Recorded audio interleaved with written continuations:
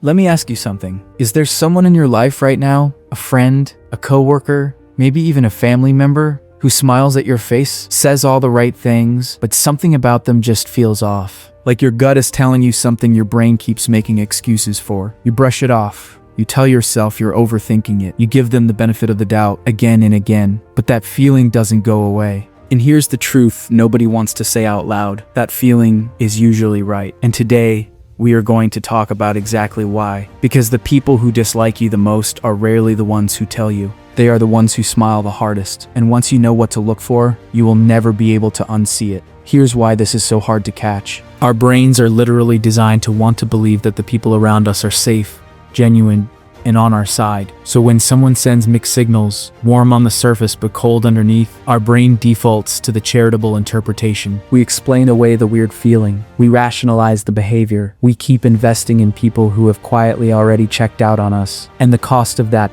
is real. Your energy, your trust, their time, all going into a connection that was never what you thought it was. Understanding these signs is not about becoming paranoid. It is about protecting yourself with your eyes open. So let's get into it. Here are the behaviors that expose people who secretly dislike you. The first one is minimal engagement. When someone genuinely likes you, they are interested in you. They ask follow-up questions. They remember things you said. They engage with your life. But someone who secretly dislikes you will give you the bare minimum in conversation. Short answers, no follow-up questions. They respond because social obligation requires, but they invest nothing. They are present in body, but completely checked out in interest. And if you pay attention, you will feel it. The conversation always feels like you are pulling teeth, like you are working harder than the other person to keep things alive. That imbalance is information. The second behavior is the backhanded compliment.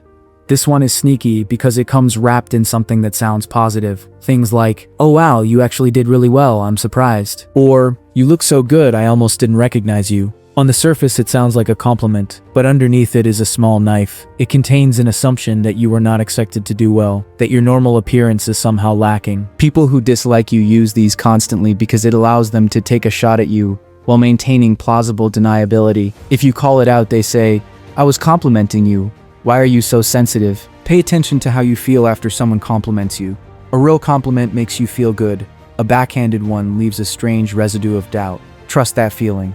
The third behavior is how they react to your wins. This one will show you everything. When something good happens in your life, a promotion, a success, a moment of genuine happiness, watch the people around you carefully. Someone who genuinely cares about you lights up for you. Their happiness for you feels real and immediate. But someone who secretly dislikes you cannot fully hide their reaction to your success. They go quiet for a beat too long. The congratulations feels flat, rehearsed, slightly hollow. They change the subject quickly, or they find a way to subtly minimize what happened. "Oh, that's great, but isn't that position a lot of pressure?" They cannot fully celebrate you because your success costs them something emotionally. And that reaction, however brief, however subtle, is one of the most honest things a person will ever show you. The fourth behavior, and this is the one that flies completely under the radar, is selective exclusion. This is not dramatic. There is no obvious snub, no public moment you can point to. It is quieter and more calculated than that. It is the gathering you found out about after it happened, the group chat you are not in, the invitation that somehow never reached you, the plans made in front of you that you were never actually included in. And when you notice it, the person always has a perfectly reasonable explanation. "Oh, we thought you were busy. It was last minute. It was nothing big." And because each individual instance seems small and explainable, you let it go. But the pattern tells the truth that each individual excuse tries to hide. Selective exclusion is how people who dislike you manage your presence in their life. They keep you close enough to maintain appearances, but far enough to make sure you are never truly part of things. It is deliberate, it is calculated, and it is one of the most quietly damaging things a person can do to someone, because it makes you question yourself rather than them. The way to respond to this is not confrontation, it is clarity. Once you see the pattern, stop auditioning for a seat at a table that was never really meant for you. Redirect that energy toward people who actually make room for you without you having to ask. So here is what we have covered. The person who secretly dislikes you gives you minimal engagement because investing in you costs them something they are not willing to give. They use backhanded compliments to take small shots while keeping their hands clean.